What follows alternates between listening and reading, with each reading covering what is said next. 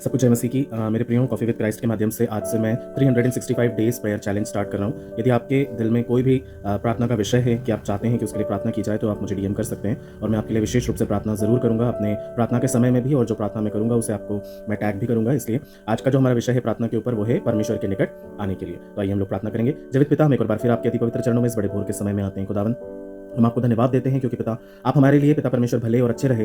भले ही हम पिता परमेश्वर बुरे थे और पापी थे और अपनी ही बातों में लगे रहे, लेकिन प्रभु आपने हमें नहीं छोड़ा और आज के इस दिन तक पिता परमेश्वर आपने हमें संभाले रखा है। हर दुख और मुसीबतों से, मौत और खतरों से, एक्सीडेंटों से, लड़ाई झगड़ों से, बैर भाव से, मारकाट से, प्राकृतिक आपदाओं, विपदाओं, प्रकोपों और जहरीले जानवरों से आपने हमें सुरक्षा दी है पिता। और आज के सुंदर दिन प्रभु जी आपने हमें जीवितों की जमीन पर जिंदा रखा है, हम उसके लिए धन्यवाद देते हैं। हमें कोई लियाकत या काबिलियत नहीं है प्रभु जी कि हम आपके पवित्र चरणों में आ सकें, लेकिन प्रभु आपने हमें यह अवसर दिया है क्योंकि आपका वचन कहता है खुदावन कि तुम परमेश्वर के निकट आओ तो वह भी तुम्हारे निकट आएगा। खुदावन याकूब के पिता परमेश्वर पत्र में जब ये बात लिखी जाती है प्रभु, तो वो हमें यही संदेश देती है खुदावन कि जब हम आपके पास आते हैं प्रभु जी, आप हमारे लिए दौड़े चले आते हैं प्रभु। आप वो परमेश्वर नहीं है पिता परमेश्वर कि आप चुप कर बैठ जाएं, अपना मुख हमसे छुपा लें और हमसे दूर हो जाए, परंतु आप वो परमेश्वर है जो अपनी एक भेड़ जो खो गई है उसके लिए दौड़े चले आते हैं प्रभु। जब तक कि उसे आप पा न ले, गोद में उठा न ले पिता, आपको चैन नहीं आता, क्योंकि आप अपने बच्चों की आंखों की पुतली के समान रक्षा करता है। आपका वचन कहता है कि मैं तेरी सुरक्षा अपनी आंखों की पुतली के समान करता हूं। सुन यहोवा, हालेलुया, इजराइल का रक्षक है, वो न कभी ऊँघता है न वो कभी सोता है। प्यारे पिता, हम विश्वास करते हैं कि आप हमारी विनती प्रार्थनाओं को सुनते हैं। होने दीजिए आज से वो अभिषेक हमें मिलने पाए कि पिता हम आपकी नजदीकी में और अधिकाई से बढ़ने पाए। आपके वचन रूपी पिता परमेश्वर इस भोजन को हम ग्रहण करने पाए खुदावंद, और पिता प्रार्थना से पिता अपनी आत्मिक अभिषेक को हम पूरा करने पाए। राजा, जो भी आपकी इच्छा है हमारे जीवन के लिए उसे आप पिता परमेश्वर पूरा करें।